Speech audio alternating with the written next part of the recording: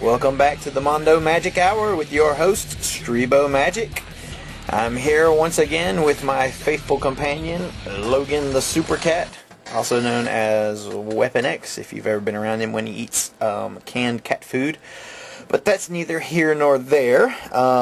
We weren't planning on doing another one of these Mondo Majic Hour episodes today, but when I was talking about Hatchet, it just kind of tangentially started talking about the movie you can see right behind me there, Behind the Mask, the Rise of Leslie Vernon. I'm starting to think that 2007 is going to be a minor resurgence year for slasher films, because we've had at least three very distinctive slasher films that have come out this year. The first of which is right behind me, Behind the Mask, the Rise of Leslie Vernon.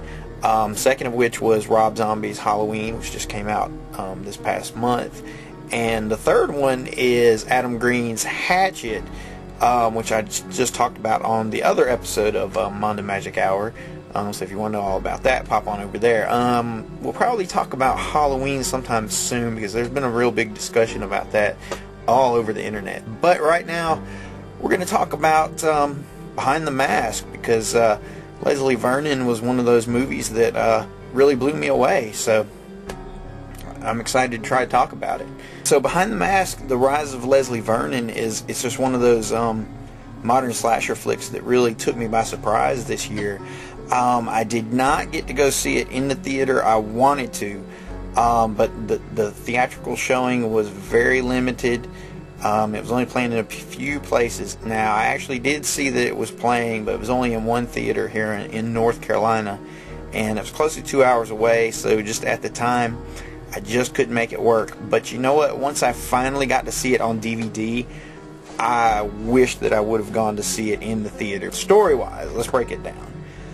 Behind the Mask, you find this out in the trailer, in the preview, so hopefully you won't blame me for anything that's spoilerific. I mean, because you see it in the trailer, I mean, you can't blame me for it, right? Right, okay, so Behind the Mask is filmed like a fake documentary, a la Spinal Tap, if you catch that reference. You know, if you're an old-ass fart like me, you'll know exactly what I'm talking about.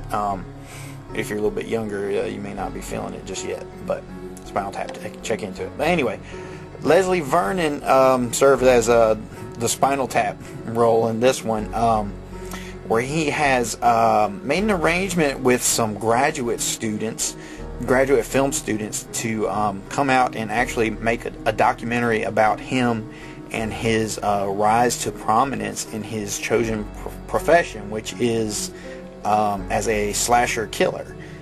And he broaches it just like it's a profession, and they film him as he goes about his duties, setting up the night that he will cause his great murder spree and spring into legend, basically.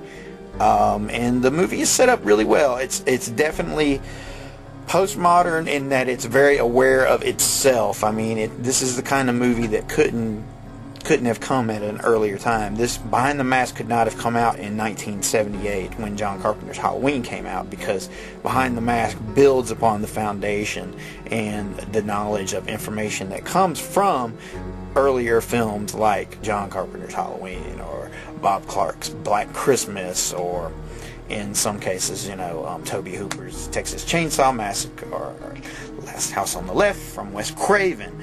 But anyway, so this film it builds on all those genre conventions and patterns and motifs that are established in those earlier, what's now been, 20, 30, 40, 50 years of slasher films, depending on which film one believes as is the genesis point of the slasher subgenre.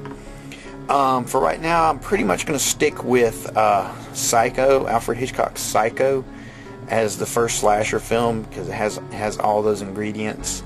It has the backstory, the isolated location, the ignored authorities, the final girl.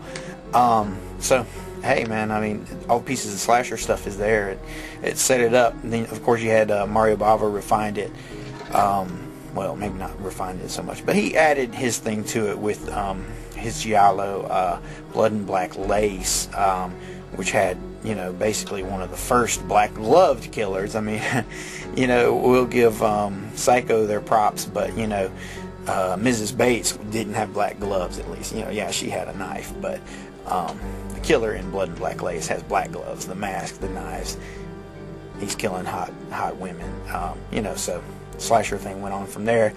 Picks up later. Some people say it includes, and some people say it does not include Tobe Hooper's Texas Chainsaw Massacre. You know, that's a whole nother discussion. Generally, for the sake of argument, I go ahead and include it, but there's some people that will argue against that because it falls into cannibal territory, it falls into exploitation territory, or grindhouse, or backwoods survival, or backwoods slasher. So different areas. But anyway, Black Christmas was the introduction of the point of view camera. Later on we had Halloween, kind of brought it all together. You had the masked killer a la Leatherface, in the form of Michael Myers, The Shape. You had the final girl with Laurie Strode. You had the isolated location with, you know, with the suburban area that supposedly was, there should be plenty of people around so people aren't isolated, but that's kind of the irony of what Carpenter shows to us. And of course you have the police and the authority figures are ignored, and blah blah blah blah blah. Going later, Friday 13th, Nightmare on Elm Street, all those things. They set up all these conventions that you know, so 10, 20, 30 years later, Behind the Mask can come along and Leslie Vernon can tell us all about it. Now, in Leslie Vernon's world, Michael Myers is real, Freddy Krueger is real, and Jason Voorhees is real. I thought that was a really, really cool, just kind of a twist to the whole thing, because when the film opens, they actually show you, they talk about the streets of Haddonfield and the killer that lived there and whatnot, and they show you what I guess is actually the neighborhood in Pasadena that was used for the filming of John Carpenter's Halloween. So, you know what I mean? And then in another scene, Kane Hodder is shown living in the Elm Street neighborhood, and they show him in the house from the original Nightmare on Elm Street movie. So that's a really cool little, you know, that's another self-conscious element, self-referential element of the film that people who are longtime horror fans, such as yourself and such as me, will pick up on and really enjoy.